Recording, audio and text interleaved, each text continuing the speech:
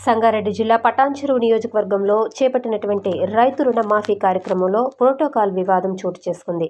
MLA తప్ప ఎవరినీ stage మీదకి రావద్దని కాంగ్రెస్ కార్యకర్తలు, నాయకులు నినాదాలు చేశారు.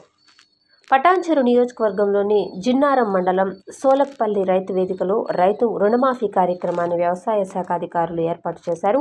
ఈ కార్యక్రమంలో ముఖ్య అతిథిగా ఎమ్మెల్యే గూడెం మహిపాల్ రెడ్డి పాల్గొన్నారు. ఎమ్మెల్యేతో పాటు మాజీ జెడ్పీటీసీ ప్రభాకర్ను వేదిక మీదకు పిలవడంతో ఒక్కసారిగా మండల కాంగ్రెస్ నాయకులు, కార్యకర్తలు మాజీ జెడ్పీటీసీ ప్రభాకర్ను వేదిక మీదకు పిలవద్దని, ఏ హోదాలో వేదికపైకి వస్తారు అంటూ నినాదాలు చేశారు.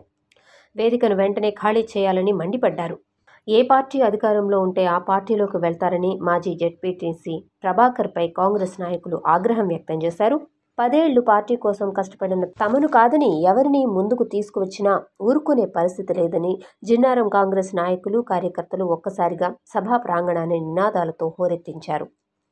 రాహుల్ గాంధీ, రేవంత్ రెడ్డి జిందాబాద్ అంటూ కాటా శ్రీనివాస్ గౌడ్ నాయకత్వం వర్ధిల్లాలని నినాదాలతో రైతు రుణమాఫీ కార్యక్రమం కొనసాగింది.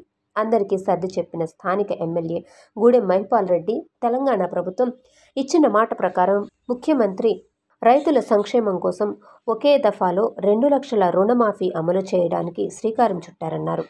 రాష్ట్ర ముఖ్యమంత్రి రేవంత్ రెడ్డికి ఈ సందర్భంగా ధన్యవాదాలు తెలిపారు. నియోజకవర్గంలో ఉన్న రైతులకు 1 లక్ష రుణమాఫీ జరుగుతుందని రైతులందరూ సద్వినియోగం చేసుకోవాలన్నారు. పటాన్చెరు నియోజకవర్గంలో జిన్నారం, గుమ్మడిదల మండలంలోని ఎక్కువ శాతం వ్యవసాయంపై ఆధారపడి ఉందని పేర్కొన్నారు. విడతల వారీగా రైతులందరికీ రుణమాఫీ జరుగుతుందని, రైతులందరూ సుభిక్షంగా ఉండి ప్రభుత్వానికి అండగా ఉండాలని ఎమ్మెల్యే కోరారు.